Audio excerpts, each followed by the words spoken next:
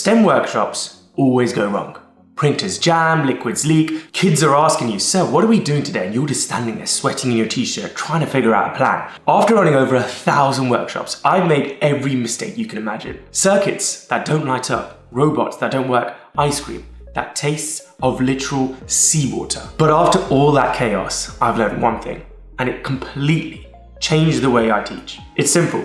Don't confuse a fact with an experiment. Because once you've got that, the confidence, the fun, the learning, it all falls into place. Here's what I mean. A fact is something that is always true. Take copper. It always conducts electricity. Water freezes at 0 degrees Celsius. Or the chemical symbol for gold is Au. Now, an experiment, on the other hand, is how we test these facts in real life. And experiments, unlike facts, can break, they can jam, they can leak. Sometimes the equipment's not there, or sometimes it might just not work. So how can you tell the difference? Well, a fact is something that is always true all the time. Now, an experiment tests those facts, and sometimes they can go wrong, and that's the point. But the problem, we teach as if every experiment has to prove that fact every single time.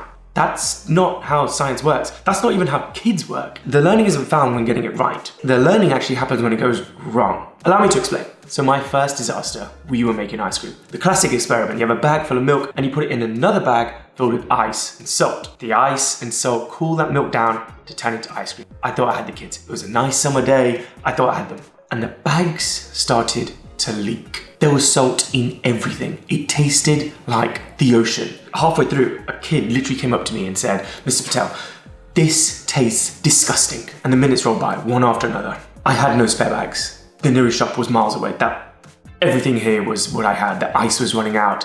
It was starting to turn into a disaster. Initially, the panic set in. What are we going to do? The kids, this is a failed, what do I do? And something happened. I decided to reframe it. I literally said to the kids, "Okay, it's salty. We're not saving this. We just have to add more and more sugar and sprinkles to mask out the salt." The kids had an incredible time. I mean, of course they did. Sprinkle sugar, add what you want, the syrup. Of course they had a good time. So we had all our fun. We cleaned up the classrooms. We sat back down.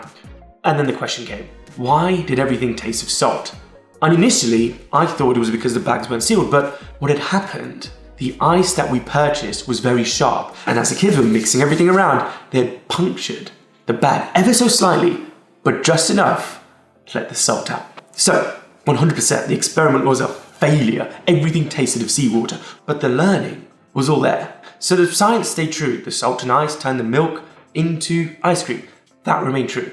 The fact that the salt got in, that's just part of the experiment. And what really made this class so exciting was the fun we had. And this isn't just feel-good stuff, let's turn the classroom into a circus. No. Studies show that kids see through fake fun. They engage when you are genuinely enjoying the process, which I was. It was funny tasting the salt. It was funny seeing all the kids add so many sprinkles and sugar and all the rest of it. So when your experiment fails, which it will, this is life, don't hide from it. Reframe it. See how we can turn this into some kind of fun experiment. I realized that day that failure doesn't ruin an experiment. It makes it. But what I still hadn't realized was how to share control. So the next workshop was a circuits workshop. Everything was ready. Copper tape, batteries, LEDs, everything. And the kids heard the magic words that they all love. You get to take this home. And we finished. And yeah, there was no drama. Everyone went home with a successful circuit. Well, it worked. But the feedback literally was, Mr. Patel was grumpy. I was trying to make everything perfect, barking at instructions of the kids, fixing every mistake myself. I was treating the experiment like a performance that had to go right. I knew the facts. We had copper to conduct electricity, of course. We had positive and negative terminals. I knew all of these. These were the facts. But I was terrified of it going wrong. I was terrified of losing control. And whilst, yeah, the kids left with something, they didn't have fun. In a subsequent workshop, I tried the opposite. I literally told them, here are the facts. Now, it's time for you to build this. Mr. Patel has no idea how to do this, but if you manage to figure this out, your instructions are going to all 40 schools across London. Instant shift. They weren't passengers anymore. They were scientists. They were figuring this stuff out themselves, and I knew I had it when the kids were asking each other, is the battery the right way? Have you placed your LED the right way with a longer pin on this side? They knew themselves. It didn't require me to bark these instructions. They were scientists. They weren't following my instructions. They didn't have to make it perfect. They were thinking, and that's the point. The facts of how circuits work stay true, but the messy, imperfect, trial and error experiment,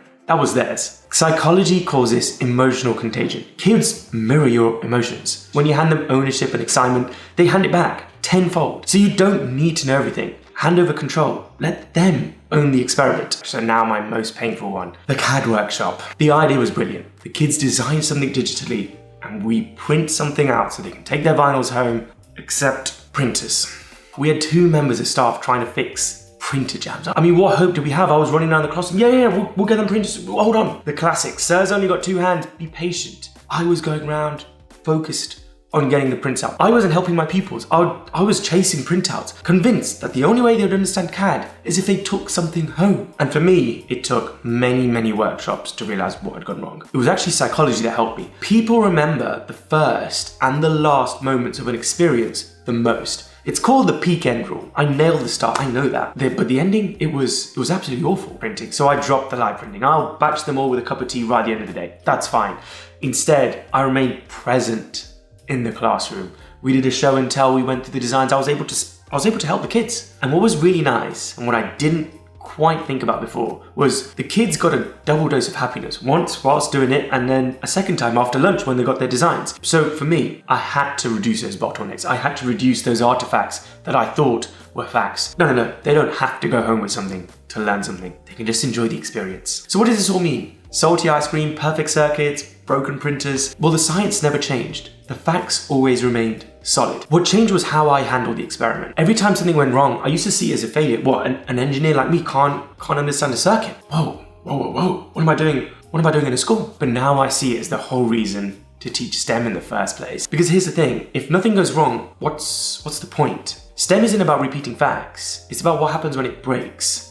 That's when the learning happens. Because you're not just teaching STEM, because you're teaching them how to handle life uncertainty, frustration, iteration.